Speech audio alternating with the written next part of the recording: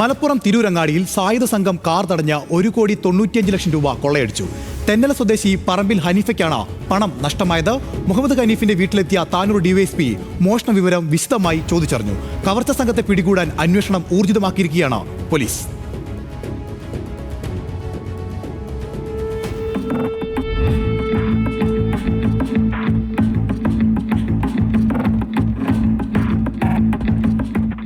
തെന്നല സ്വദേശി മുഹമ്മദ് ഹനീഫ വസ്തു വിറ്റുകിട്ടിയ പണവുമായി കാറിൽ വരുമ്പോഴാണ് മാരകായുധങ്ങളുമായി എത്തിയ 4 സംഘം ആക്രമണം നടത്തിയത്.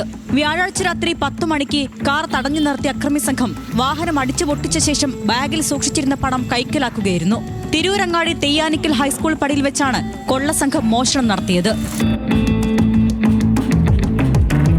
മുഹമ്മദ് ഹനീഫയും മുഹമ്മദ് അഷ്റഫുമാണ് 1,95,00,000 രൂപയുമായി കാറിൽ സഞ്ചരിച്ചത്. ഹനീഫയുടെ വസ്തു വിറ്റുകിട്ടിയ പണമാണ് ഇരുവരും കാറിൽ കൊണ്ടുവന്നത്. മോഷണ വിവരം അറിഞ്ഞതോടെ താനൂർ ഡിവൈഎസ്പി നേരിട്ടെത്തി ഹനീഫയുടെയും അഷ്റഫിന്റെയും വിശദമായ മൊഴി രേഖപ്പെടുത്തി. പണം കൊണ്ടുവന്ന കാറിനെ മറ്റൊരു കാറിലെത്തിയ സംഘം തടഞ്ഞു നിർത്തിയാണ് മോഷണം നടത്തിയത്. വടികളും വാളുകളും ഉപയോഗിച്ച് ആക്രമണം നടത്തിയാണ് കവർച്ചാ സംഘം പണം കൈക്കലാക്കിയത്. മോഷണം നടന്ന സ്ഥലത്തും പോലീസ് സംഘം വിശദമായ പരിശോധന നടത്തി. നേരെ ഓപ്പോസിറ്റ് വന്ന കാറ് നിർത്തിയിട്ട് പൈസ 4 ബാഗിലായിരുന്നു. അത് എടുത്തുകൊണ്ട് പോയി എന്നാണ് പറയണത്. ആ സമയം അവർ 4 പേരുണ്ടായിരുന്നു. അവരുടെ കയ്യിൽ സ്റ്റീൽ പൈപ്പ് ഉണ്ടായിരുന്നു.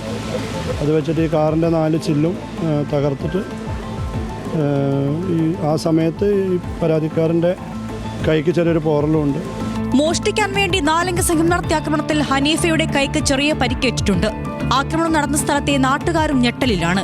വസ്തുക്കച്ചവടം നടന്നതും പണം കയ്യിലുണ്ടെന്നും കൃത്യമായി മനസ്സിലാക്കിയ സംഘത്തിന്റെ ആസൂത്രിത നീക്കമാണ് മോഷണമെന്ന പ്രാഥമിക നിഗമനത്തിലാണ് പോലീസ്. CCTV ദൃശ്യങ്ങളും അന്വേഷണ സംഘം വ്യാപകമായി പരിശോധിക്കുന്നുണ്ട്.